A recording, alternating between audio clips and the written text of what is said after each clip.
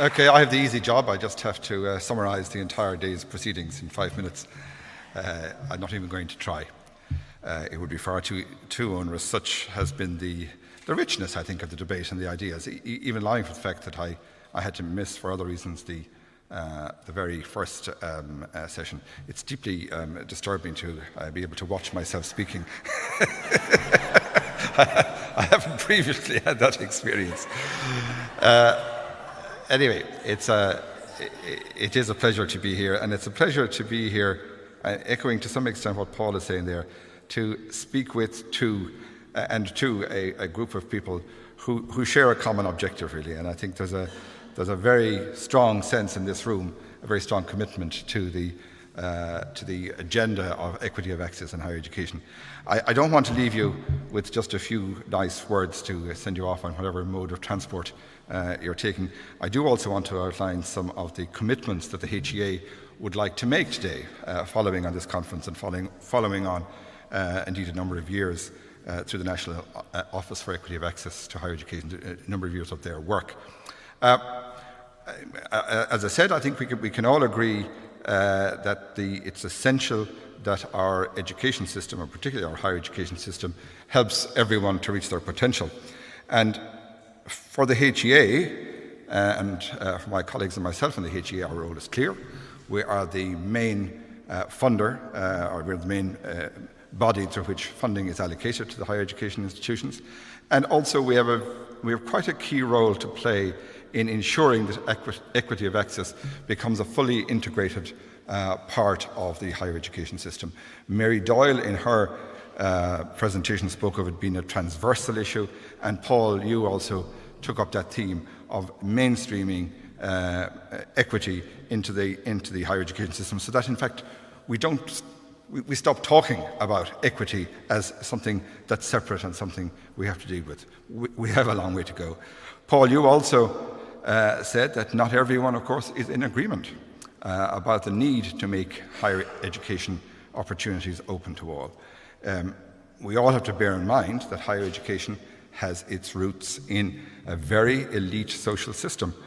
And some people who have benefited from the privilege, from privileged upbringing and the education that comes, think that preserving the status quo in higher education is actually a good thing. And sometimes I worry that those who speak about, they say we are elite, but we are elite in terms of the excellence of students and the excellence of education.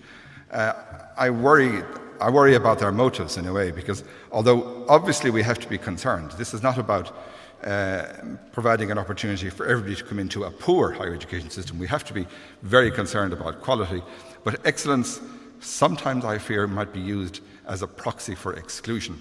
And that was a theme that was to some extent touched on this morning. That kind of attitude will benefit the privileged, the people who have in our society, but it won't help a whole lot of others. And it won't help us to achieve the kind of society, the kind of fair society that I think the vast majority of Irish people subscribe to. And it won't help the people that Paul spoke about, quoting John Lonergan, the people who end up in prison and who, to an extraordinary degree, have very, very poor education qualifications. And indeed, I started my own career, believe it or not, in the civil service, in prisons administration, and spent quite a bit of time in prison for purely professional reasons, I assure you. 18, you spoke this morning about the privileged space that higher education can be, or indeed maybe is.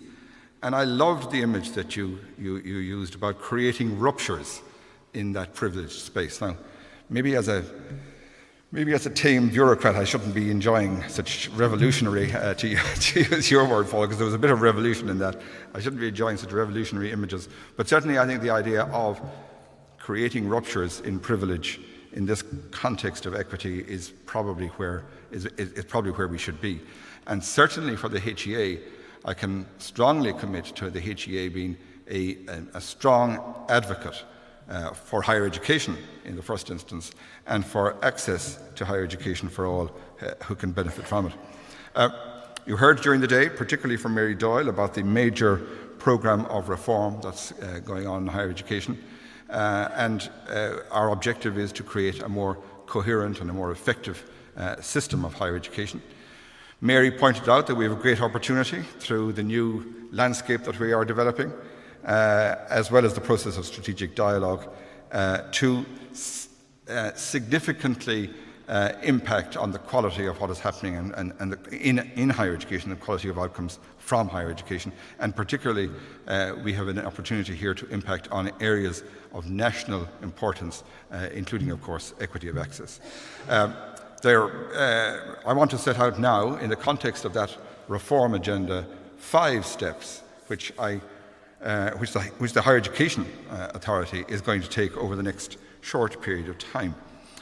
The first step is that we will shortly publish a new national access plan, and this will set out a new roadmap for concrete actions and concrete targets locally and nationally. We're a small country, and I think the value of being a small country is that we can actually take a national approach, an approach which is all but impossible for most of our colleague countries in the EU. One takeaway that I'd have from this morning, and again, Aideen, it's your presentation, which I have to say I found particularly powerful. And I say this maybe to my colleagues in the National Access Office. In developing the access plan, the new access plan, we have to explore what Aideen referred to as the otherwise. She spoke about the need to consider another language.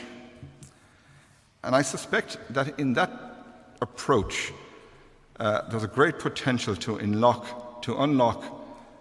secrets to success that have so far eluded us. You see, when policymakers or policy advisors like myself or Mary Doyle or whoever it is look at this issue, we are looking at it from our perspective. And what is our perspective? I think as Kat spoke about everybody that she knew being all of the same background. Well, we are actually largely of the same background, or at least we are now all lower middle class or upper middle class people. I wonder what capacity have we to actually, know what we don't know, in a sense, in this space. And I think that we need to try and find a way to understand what it is that motivates people, particularly people in areas of deep socioeconomic disadvantage. Because actually, I don't think I know, and I don't even know if I can know. And therefore, I feel that we need to find other ways to get those inputs into our thinking and into our planning. And this approach, this otherwise approach, I think also opens us up to issues that were raised by John Boland this morning from the floor.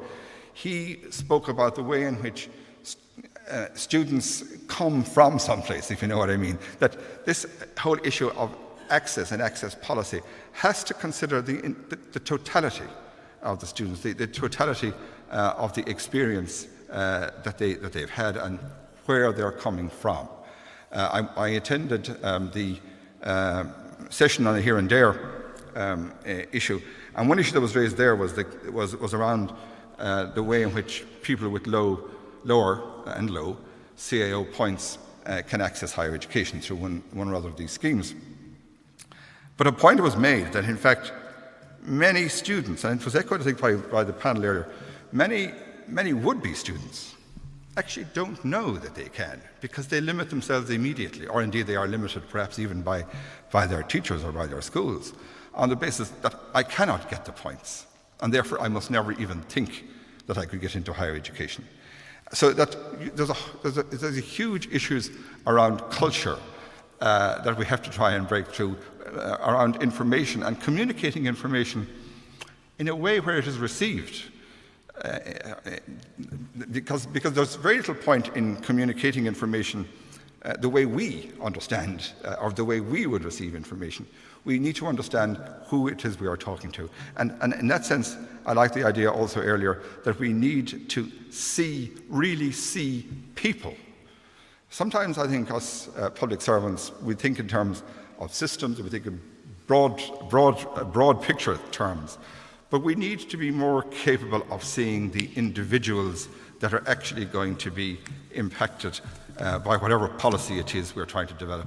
And crucially, I think, though I don't have an answer today, crucially I think we need to have those people engaged in our policy formation, because, to go back to what I said earlier, I'm not too sure that we know what we don't know in this space.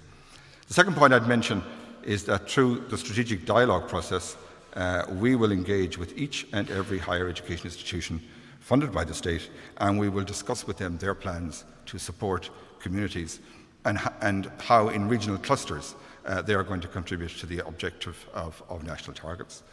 The third commitment I make to you is that we will use all funding levers at our disposal to deliver access goals.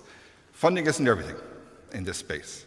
There's a whole lot of other reasons, a whole lot of other factors, and I've mentioned some of them there in relation to culture and so on. But certainly it's a well-known fact that higher education institutions respond to financial impulses, and we will therefore target and use our funding power in that regard. On the fourth commitment, I want to commit that there would be a new and much extended level of engagement promoted between higher education institutions and their communities. And we expect colleges to become much more skilled at understanding the demographics and the profile of the communities in which they're located and which they serve. And the fifth relates to leadership. I think it's fair to say that higher education is in a leadership position in the education system, particularly in that higher education at the very least actually is where teachers are trained, teachers are educated, and bring that from the higher education system to the sector as a whole. However, that position of leadership is very easily undermined if higher education does not in fact act as a leader for the good of society and for the good of all.